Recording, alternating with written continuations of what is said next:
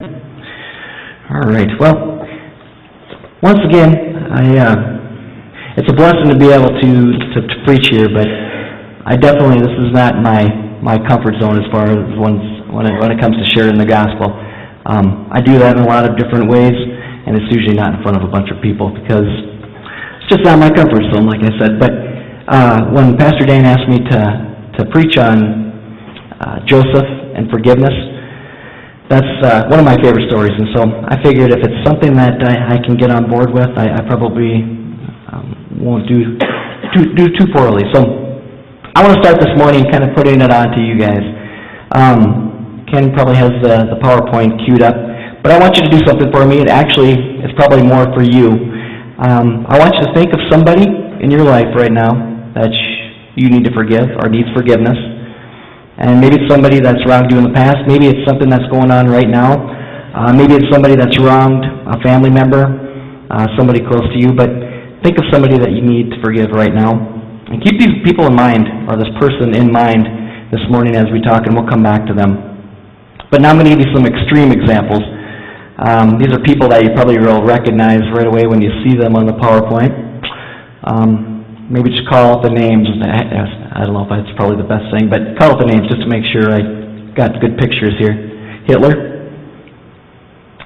Stalin, Charles Manson, Jeffrey Dahmer, and Osama bin Laden. And so when you hear these names or you see their images, hesitate to even put them up there because it probably for a lot of you brings a lot of things in your mind that revolve around pain, suffering. But we're probably we didn't even need to see pictures, but we're probably instantly reminded of all the evil things that those people did. Maybe not the most recent examples, but still fresh in our mind. So the question I'm going to ask you this morning, can any of those people be forgiven? And once again, I know they're extreme examples, but should they be forgiven? Wide range of answers probably right here at Belgrade. Some of you will say absolutely yes. Some of you might say no. Some of you might say, well, it depends on whether or not these people ask for forgiveness or not. Some of you might say that, we forgive because God calls us to do that. Or even maybe some of you will probably say, well, it's not up to us to judge. That's up to God to judge these people. So the debate like this is and ones like it, and probably the most recent ones I think about the stoning that's going on in Syria, the recent sprint car situation with, is it Tony Stewart? I forget. You know, those recent examples, there's a lot of misunderstanding. You read the little blogs and the little things underneath the stories, and you know that people are kind of confused about forgiveness and whether we should forgive, how we should forgive. So in this service this morning, here's what I want to maybe have us walk through. I want you to take up the thought of how Jesus reveals to us in the story of Joseph that Brad read, and think about how this story models forgiveness. You know, God, through His Son Jesus Christ, secured forgiveness through all the sins, through Jesus Christ's death on the cross. We know that if we've been in church. But maybe the harder thing that we have problem coming to grips with is those people that I showed on the PowerPoint, that He died for even those people. So in light of how He forgives us, Jesus now calls us as Christians, as it says on one of our banners, maybe it's covered up, every member and minister. He calls us to illustrate that forgiveness to even our enemies, to illustrate how we're supposed to do that through stories. And each of us, I'm sure if we were able to share, and that's one of the things that I love about the time afterwards, time before, and maybe at 11 a.m. worship, as we're able to share some of those stories of forgiveness. But we're going to learn from the Bible itself and the story of Joseph. So the lesson of forgiveness is one that God's people have to learn throughout the ages. In the Old Testament, we see this example how Joseph forgave his brothers, and definitely enough evil there that was inflicted on Joseph for him not to forgive. But I think maybe to encapsulate, to keep everybody on track, as my wife says, a lot of people might be thinking about what they're doing afterwards. I'm going to give you 2 points. So learning how to forgive like Joseph. The 2 points I will try to focus on is, through that story, with unconditional love for others, what does that look like? And with the understanding of God's will for all. So Joseph had a good he modeled unconditional love, and he also had an understanding of God's overall picture. So look for that in the story. Keep on thinking about that person that you need to forgive. And so here's a little recap, though. If you're like me, I need a recap of the Bible story, especially with Jacob, Joseph, the name change, with Isaac. So here's a little recap. Maybe it's more for me, but for some of you, hopefully it'll be difficult. So it's very difficult to summarize all of them. I realize that in the morning, but perhaps you recall the history of Jacob. He's the one who wrestled with God, received the name Israel. So we got that right. Jacob, he's the one that wrestled. He had 12 sons. Foolishly showed favoritism to one of his sons, Joseph. Some of us could probably relate to that. We've either been maybe on the end of being favored or maybe showed favoritism. But he was given the famous coat of many colors. The sibling rivalry that Jacob fostered, reaching a boiling point, almost led to his murder. Instead of killing him, Joseph's brothers sold him into slavery and faked his death. Joseph was 17 years old when he was taken down to Egypt as a slave. He rose to become the manager of Potiphar's house. Then, he was falsely accused of rape by Potiphar's wife and imprisoned. By God's plan, under his protection, Joseph eventually became the ruler of Egypt, second only to Pharaoh himself. Then one day it happened. His backstabbing brothers came to Egypt and bowed at his feet. They came asking to buy some food during the 7-year famine that was devouring a large part of the world at the time. With the tables turned, Joseph could have taken revenge on them, but through some clever plans he uncovered the fact that the brothers had changed. In fact, he saw that one of them was ready to give his life for another. Then after he couldn't contain himself any longer, he revealed his identity and forgave them. So it's kind of a recap. The morning, I said it's probably one of the most powerful ones, at least in my eyes, that teaches us about forgiveness. I think about the story of Joseph, and I do remember a little bit of the story, probably from Sunday school, vacation Bible school. Definitely was familiar with it, but I don't think it came alive until I was probably in my college years. In fact, it must have been right after college, because I think that's when the movie came out, but that's when it came alive. I actually watched the movie Joseph. Some of you maybe have seen it. And after watching it, the part where, I'll get to that, but maybe be a little confessing here too. Back in the day of VCRs, I rented this movie, and I actually had 2 VCRs hooked up, and I remember recording it onto a videotape, because that's the way I was learning. I couldn't get my hands on enough of the material, and I wanted to have it to watch it over and over again. So I went old school, and I recorded one VCR to another. So I'm not sure if that's relevant at all, but maybe it's part of confessing my sin. But this is one of my favorite stories, and the reason why I tell you that is that I watched the movie, and the part where Joseph said to his brothers, "I am Joseph. Is my father still living?" But his brothers were not able to answer them because they were terrified of his presence. Then Joseph said to his brothers, "Come close to me." When they had done so, he said, "I am your brother Joseph, the one you sold into Egypt. And now, do not be distressed, do not be angry with yourselves for selling me here." And I watched that, and it was so powerful. In fact, I do remember crying. And I was alone, thankfully. But it was so powerful that you hear even the recap that I said. It sounds like a movie script and too perfect to be true, but I had to check out. It led me to reading the Bible, because I had to check out to make sure that the movie was accurate and to see that the details were there. But it's so powerful. And you hear that part where he forgives his brothers, and you can definitely understand why his brothers were speechless. Their past had finally caught up with them. And here the helpless teenager that they sold into slavery was now ruling over them. I don't know if they maybe thought about their dream, but that's pretty powerful. The brother that they hated and wanted to kill was standing right in front of them. It doesn't get much better for a movie script, but the guilt that must have flooded over them must have been unreal. Maybe even a little bit of speculation of what he might do.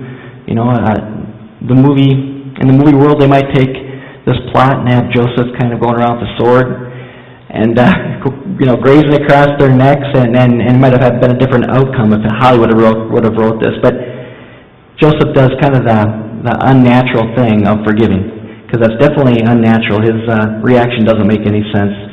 Because we as humans, as you know, we hold grudges. Maybe the person that you're thinking of, you think about the grudge that you have against him or her. That's pretty human.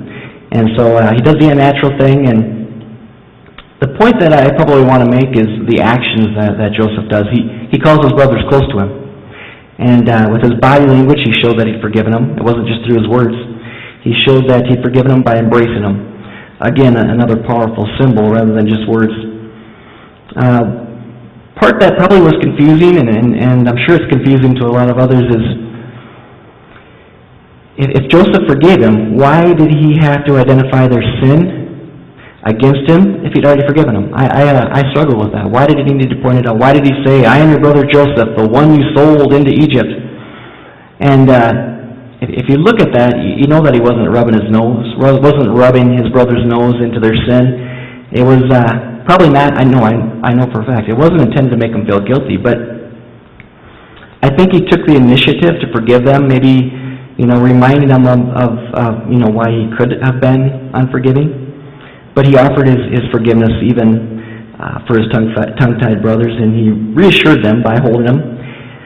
The other part that I think stands out is he encouraged them not to beat themselves up for what they had done. In the passage it says, and now do not be distressed and do not be angry with yourselves for selling me here. And in that same chapter, verse 15, we are told that he kissed his brothers and he wept over them. Afterward his brothers talked with him. And Genesis 45:15, Joseph forgave his brothers with unconditional love. So their sin was obviously forgiven more than just by his words. So a good thing to point out. So pretty extreme example of forgiveness. Most of us probably aren't going to face a situation like the situation with Joseph and his brothers. I would think probably more often than not we're going to face gossip, people talking behind our back, comments, maybe a cold shoulder from somebody. We shouldn't necessarily think that just because we haven't faced something as big and dramatic as what Joseph faced, that there's anything less or anything that is harder for us to forgive as humans. It's unnatural for us, but all forgiveness is unnatural for us. So you can fill in the blanks. Hopefully if you really did what I told you and you were thinking about that person that needed forgiveness, you can fill in the blanks. But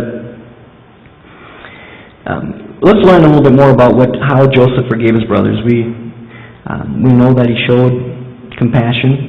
His body language showed that. But let's look a little further. We come to the biggest sign of forgiveness, and probably most of us are familiar with the unconditional love that Christ extends when he died on the cross. We did not love him above all things. We treated others the way that Joseph's brothers treated him, wishing harm on others.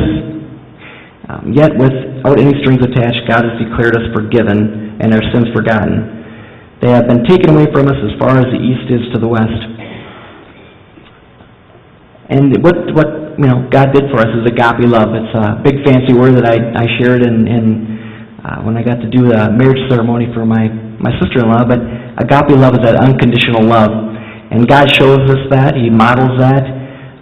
That's our best example, and that's what we're told to do. God commands us to do that. With the love of Christ in our hearts, we can learn that practical lessons about forgiveness from Joseph. With the body language he used by taking the first step, reassuring words that we too can forgive unconditionally. So here are a couple examples that maybe hit a little more close to home. Number one, when your spouse sins against you, does he or she really need to sleep on the couch for a time to pay the price that whatever he or she did? I mean, why did I have to sleep on the couch, Ann? Yeah. Well, think about that. Do you only forgive somebody? Number two, do you only forgive somebody if the person who has sinned against you tracks you down, drops to his or her knees, and begs you for a while? Do you pout number three, do you pout for a time before offering forgiveness to inflict revenge upon those who have sinned against you? But that's the way we do it. It's pretty pitiful and pretty sad on how we show forgiveness sometimes if we're not careful on how we do that. Obviously, sometimes it's a little harder and sometimes easier than others. But as a believer and as an Old Testament believer, Joseph gives those examples for us to follow. And when you forgive, get close to the person you hurt, you initiate contact, and reassure the person with your words and actions that you forgive him or her. So once again, we're told in the story to love and to forgive unconditionally. So again, let's use him as an example, Joseph as an example to learn from that lesson. So background, of course, Our ability to forgive comes from the fact that God has forgiven all of our sins. We know that, but the practical application of forgiveness also comes from the understanding of God's will for us and others. Joseph went on to say to his brothers after he forgave them, "Because it was to save lives that God sent me ahead of you. For 2 years now there had been famine in the land, and for the next 5 years there will not be plowing or reaping. But God sent me ahead of you to persevere for the remnant, to preserve the remnant of the earth, and to save your lives by the great deliverance. So then, it was not you who sent me here, but God. He made me father to Pharaoh, lord of his entire household, and ruler of Egypt." So, the reason why I say that, and I read it, I didn't want to mess up, but we see another thing that Joseph was able to step back and do. He modeled through his actions, but he's also able to look at the big picture. He knew that God was good, but he was able to know that through the bad actions of his brothers, that there was a bigger picture. And that's hard to do. I can tell you what it's tempting to do sometimes, and I've seen people do it, first-hand accounts of, we'll just use the example of adultery. You know, I've seen people say, boy, even though I cheated on my wife or I cheated on my husband, it's brought us closer to Christ. So I can see God's plan coming together. I think it's a little bit more than that. You can't justify doing sin and hoping good from coming from it. But God does use our sin, our wrongdoings for the greater good. And I think there's a fine line. But here you see Joseph stepping back and he's seeing the bigger picture. And don't get me wrong, he might not have been able to do that right away. Just like we're not able to do that when we have an opportunity to forgive somebody. We're not able to step back all the time. Sometimes it takes time. So keep that in mind. There's a fine line. Joseph, he was able to see the plan that God had for his family. And although it was his brothers who sold him into slavery, 3 times we read in that passage that he says to his brothers. So we know that 3 times it must be important. He said, "God sent me ahead of you. God sent me ahead of you." Through the hatred and jealousy of Joseph's brothers, God worked through his plans. But God's plan went way beyond Joseph and his brothers. The lives of many people were saved in the area and the famine. So we know through his forgiveness and through God's plan, not only was Joseph and his family saved, but think about what comes after that. We see he and his brothers were part of the promise that God had given to Abraham. All the people would be blessed through their descendants. And you see through history the great-grandson, many generations later, the grandson that's born in Bethlehem, he'd rescue all of us in paying for the sins that Joseph committed, his brothers committed, and the sins of every sinner that ever lived. So it's amazing how God's plan works like that. So when we wonder about how Joseph could forgive his brothers for the terrible things that they did against him, we find some explanation in his understanding of God's will. He learned that God always does what is best for those who love him. He learned that God even uses evil actions done to his children for their good. So, taking all of that, maybe I'm doing a little bit of repeating myself, but how do we apply the lessons that we learn about Joseph, about the forgiveness in our lives? We definitely are given some examples, but we also can turn to some other passages, and me just doing a little Google search on all the Bible passages on forgiveness, there's plenty of them that come up. I came across one in Romans 8:28, and Romans 8:28 assures us, it says, "And we know that all things God works for the good of those who love him, who have been called according to his purpose." It doesn't matter if we suffer since God promises to use it for our good. So the Apostle Paul wrote about suffering at the hands of those who sin against us. In 2 Corinthians 4:16-17, another one, he wrote, "Therefore we do not lose heart, though outwardly we are wasting away, yet inwardly we are being renewed day by day. For our light and momentary troubles are achieving for us eternal glory that far outweighs them all." And the list could go on and on. You can read a lot of them, but there's plenty of Bible passages that talk about forgiveness. And we definitely see the example in Joseph, but forgiveness has to come through Christ. And the willingness and the ability to forgive definitely comes through Christ. It's the confidence to be able to do it and the trust that comes with it, that God's going to work it all out. We have to think about what Joseph did. I mean, he's definitely going through some tough situations, and he still kept focused on God. He understood that no matter what somebody would do to him, that God would always be looking out for him and have his back. So the other thing to remind us is that a lot of times the way we forgive other people, we're modeling it for others that see it taking place, and we can reach a lot of people by showing forgiveness to others. It's been said that people learn the best when they can see an abstract idea put into practice. The Scriptures not only teach us about forgiveness, but they show us forgiveness in action. Joseph forgiving his brothers is one such example. So once again, I want you to think about those people in your life, the people that need to be forgiven. And through the Word of God that we read this morning, we are taught to forgive like Joseph. We forgive unconditional love for others, and we forgive with understanding of God's will for all. So think about those people and decide whether or not you want to share that story with somebody else, because the process that you're going through, it might be a beacon of hope to somebody else going through a same type of situation of unforgivingness and not being able to forgive, or maybe being able to forgive. But share those examples if you so wish. With that, amen.